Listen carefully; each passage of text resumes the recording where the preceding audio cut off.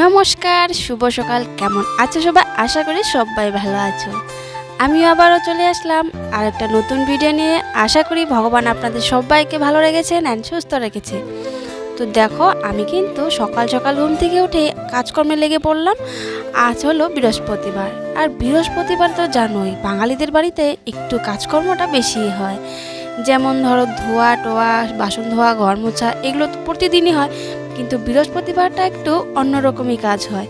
বৃহস্পতিবারের পুজো দেওয়া, ঘট বসিয়ে সবটাই আজকে এই ভিডিওতে দেখাবো। তো চলো বেশি কথা না বলে গ্যাসটা যা ছিল সব কিন্তু এই যে বাইরে কলপারে নিয়ে চলে এলাম। তো বসে বসে না এত মশা কামড়াচ্ছিল, কি করব বলো তো। তার জন্য ভাবলাম টুলটা নিয়ে এসে বসি। তার টুলের মধ্যে বসে তারপর একদম নিজের মন মতো করে বাসন ধুচ্ছিলাম। এদিকে বাসন টাসন ধুয়ে তারপর চলো এখন জল নিয়ে নেব। কালকে সব জল শেষ হয়ে গেছিলো। আজকে মিষ্টুর বাবাকে ডেকে উঠে দিলাম যে বাইরে একটুকু জল নেই, জলটা ভরো। তো এদিকে ও পাইপটা লাগিয়ে দিয়েছে। তো আমি দেখতেই পাচ্ছ ঘরের জন্য কিন্তু জল ভরে নিয়ে যাব। চলো, তো আমি শ্বশুরমশাইকে বলছিলাম যে জল ভরা হয়ে গেছে, তো লাইট সেটাকে মানে পাইপটাকে বন্ধ করে দিয়ে আসো। তো ওইদিকে দেখো আমি এখন জলটা নিয়ে ঘরে চলে যাব। ঘরে গিয়ে কাজকর্ম যা আছে তোমাদের সাথে একটু একটু করে আজকে সারাদিনটাই শেয়ার করব।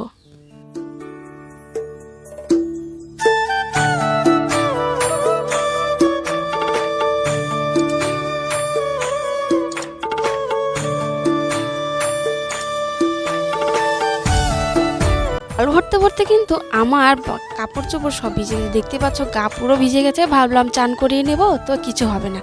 এদিকে কড়াই ধোয়ার কাপড়গুলোকেও ধুয়ে দিলাম। ধুয়ে টুয়ে চান টান করে কিন্তু একবারে চলে এলাম। চলে এসে যে হাত মুখটি ধুয়ে নিলাম। ধুয়ে তো চলো এবার ঘরে যাব। ঘরে গিয়ে তারপরে যা কাজকর্ম আছে সবটাই করব। তো চলো প্রথমে ঘরে গিয়ে বিছানা তুলবো।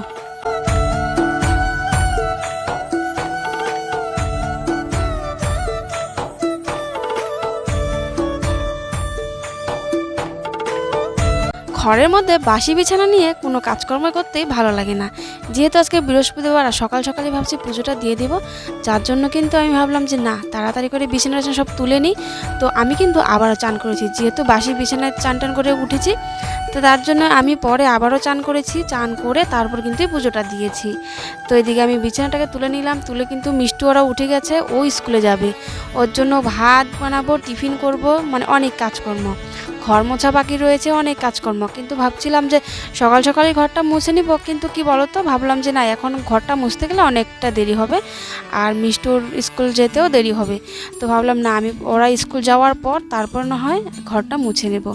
এদিকে বাসি ঘরটাকে ঝাড় দিয়ে নিচ্ছি। আর বাইরেটা আজকে ওয়েদারটা একটু দেখো তো, মানে একদমই কি বলবো, আর মানে রোদ ছিল না, একটু মেঘলা মেঘলাই ছিল।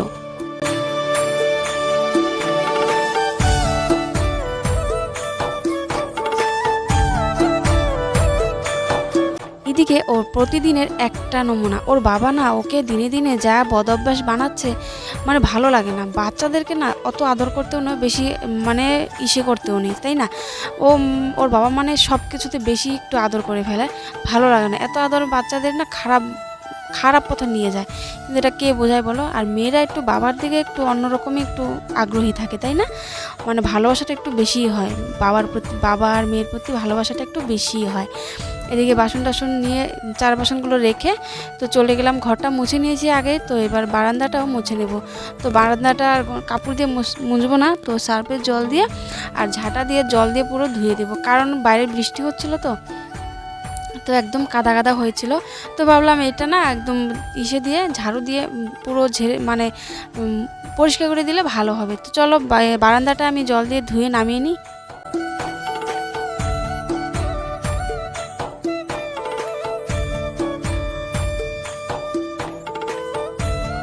এইদিকে চান টান করে আবারও চলে আসলাম। পূজার বাসনগুলোকে তুলসী তলায় রেখে বাসনগুলোকে মাজবো, তার জন্য অন্য ওই পাশের বাড়ি থেকে জল আনার জন্য চলে গেছিলাম। তো এই জলটা নিয়ে আসলাম, আর গাছ থেকে একটা লেবু এনে, কাঁসা পিতলের জিনিস, লেবু দিয়ে মানে টক জাতীয় জিনিস দিয়ে ধুলে ভালো হয়, চকচক করে। তো একটা লেবু ছিঁড়ে নিয়ে আসলাম, তো ওটা দিয়ে মেজে নিয়েছি। চলো এবার ঘরে গিয়ে পুজো দিব। তার প্রথমে বৃহস্পতিবারের পুজোতে কী কী দরকার সেটাই তোমাদের সাথে শেয়ার করবো। তো চলো সেই জিনিসগুলোকে আমি একটা একটা করে কুড়িয়ে কুড়িয়ে আগে জমা করে নিই। তো এই যে ঠাকুরের জলটাও নিয়ে আসলাম, এখন চলো ফুল তুলতে যাবো আর যা যা লাগে সব কিছুই নিয়ে আসবো। এদিকে দেখো তুলসী পাতা, ফুল, দূর্বা, তারপর হলো ওই যে একটা পান, সুপারি সবই নিয়ে আসলাম। আর আমি পুজোটা কীভাবে দিই বৃহস্পতিবারে খুব শর্টকাটে তোমাদের সাথে একটু শেয়ার করছি। প্রথমে ঘটের মধ্যে এই যে এই চিহ্নটা বানিয়ে নিলাম, তারপর আমপল্লবের মধ্যে 5টা সিঁদুরের ফোঁটা দিয়ে দিলাম, সুপারির মধ্যে, পানের মধ্যে 7টা ধান আর 7টা দুব্বা দিয়ে আমি মা লক্ষ্মীর ঘট বসাবো।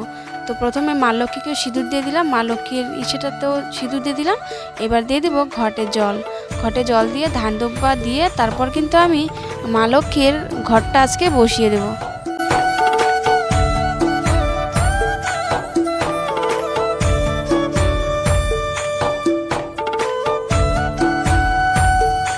আমি তো এইভাবেই বৃহস্পতিবারের পুজোটা দিই। তোমরা কিভাবে দাও আমাকে কমেন্টের মাধ্যমে জানাতে পারো। আর যদি আমার ভিডিওগুলো তোমাদের ভালো লেগে থাকে লাইক শেয়ার সাবস্ক্রাইব করতে একদমই ভুলবে না। আর যারা নতুন বন্ধু তাদেরকে জানাই অনেক অনেক ধন্যবাদ, আর যারা পুরনো বন্ধু তাদের তো অনেক অনেক অসংখ্য ধন্যবাদ আমার সাথে থাকার জন্য, আমাকে সাপোর্ট করার জন্য। তো এইভাবে আমার পাশে থেকো, আমাকে সাপোর্ট করো যাতে আমি এগিয়ে যেতে পারি। তো এদিকে ধূপকাঠি আর প্রদীপটাও জ্বালিয়ে নিলাম।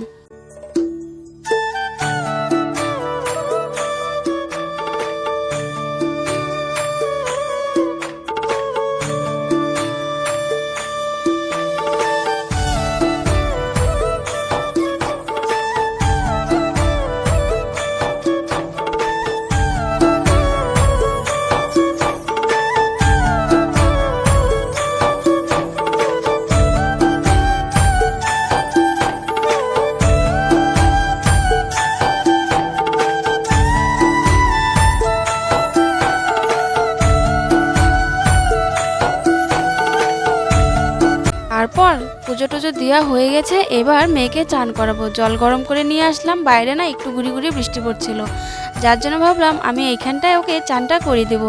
তো এদিকে আমি জলটা গরম করে নিয়ে আসলাম, তো চলো ওকে চান করে দেবো। আর ওর জন্য ওকে বললাম যে তুই সেটা নিয়ে আয়, ওই যে মগটা নিয়ে আয়, তোকে চান করে দেবো। তো এই দেখতে পাচ্ছ এখানে কিন্তু ওকে চান করে দেবো। চলো ওকে প্রথমে চানটা করে দিই, তারপর ভাত খাইয়ে দেবো। অনেকটা দেরি হয়ে গেছে, মেয়েটা আমার এখনও ভাতই খায়নি। সেই সকালে স্কুল যাওয়ার সময় কয়েকটা ভাত খেয়ে গেছিলো, তারপর আর ভাত খাওয়াই হয়নি।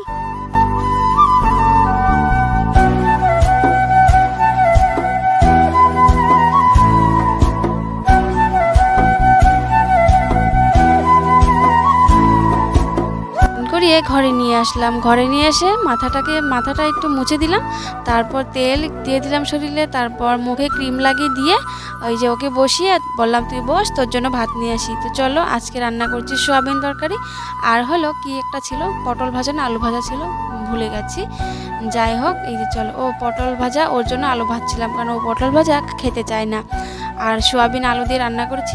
চলো ওকে আমি ভাতটা খাইয়ে দিই প্রথমে।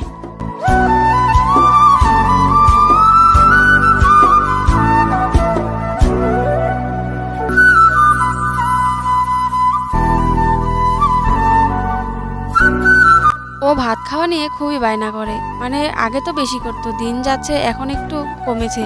এত বায়না করলে ভালো লাগে? সব সময় শরীর ভালো থাকে না, কত সময় শরীরটা এতটা খারাপ লাগে যে এতটা বায়না শরীরে নেয়ই না। কিন্তু কি করব বলো, বাচ্চা তো, ওদেরকে তো একটু ঝামেলা করবেই, খাওয়াতে তো হবেই, তাই না? শরীর সাথ না দিলেও না কখনো কখনো মানে সব কষ্টগুলোই মানে সহ্য করতে হয়। মা হওয়া যে কতটা কষ্টকর সেটা মা হওয়ার পরেই বোঝা যায়, আগে বোঝা যায় না। চলে আসলাম একদম সন্ধ্যাবেলা, এদিকে সন্ধ্যা দিয়ে নিয়েছি। আর মিষ্টুর বাবা নিয়ে আসলো সবজি। এই রবিবারে সবজি আনিনি, একটাও সবজি আনিনি, কারণ এই রবিবারে সবজির অনেক দাম ছিল, যার জন্য শুধু আলু এনেছিল, সবজি একটাও আনিনি। তো এই যে দেখতে পাচ্ছ এই যে সবজি নিয়ে এসেছিলো, পটল, কচি কচি ভেন্ডি, তারপর উচ্ছে, আরও কি টমেটো, আরও কি এনেছিল।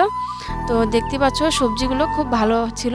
আর বিকেলবেলার সবজিগুলো না এমনই থাকে, ভালোই থাকে। আর একদম কচি কচি যে ধুন্দুল ছিল, এগুলো না সিদ্ধ খেতে খুবই ভালো লাগবে।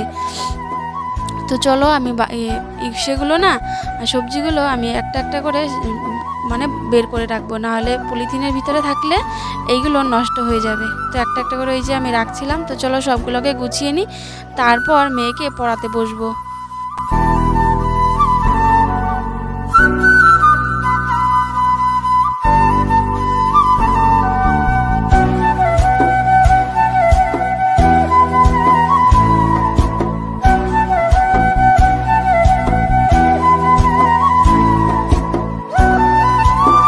এদিকে মিষ্টুকে নিয়ে পড়াতে বসলাম, সামনে ওর পরীক্ষা, তো একটু বাইহাট না করালে হবে। আর স্কুলের থেকে ওদের রুটিন দিয়ে দিয়েছে সিলেবাস, যে কী কী আসবে না আসবে, তো সেই মতো ওকে পড়ানো শেখানো হবে।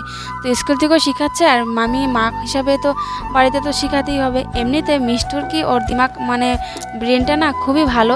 আমার নিজের মেয়ে বলে বলছি না, অনেক বাচ্চা আছে এমন হয় যে ওর না যে কোনো একটা জিনিস একবার পড়লে না মনে থেকে যায়। জানি না বড় হলে কেমন হবে, কিন্তু এখন তো সব মনে থাকে। তো চলো বন্ধুরা, আজকে আমার ভিডিওটা এখানেই সমাপ্ত করলাম। আশা করি আজকের ব্লগটা অনেকটা ভালো লেগেছে। কালকে আবারও চলে আসবো আরেকটা নতুন